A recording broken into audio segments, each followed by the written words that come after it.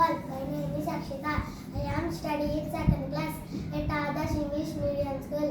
నేను చెప్పబోయే విషయం తెలుగులో వారాలు.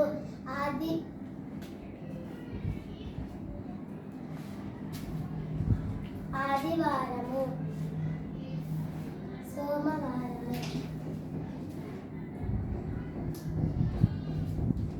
మంగళవారము,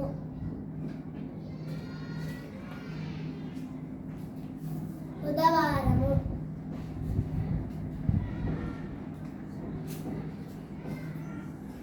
గురువారము,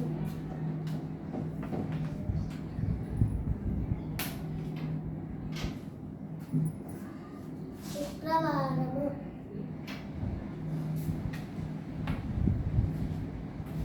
శనివారము,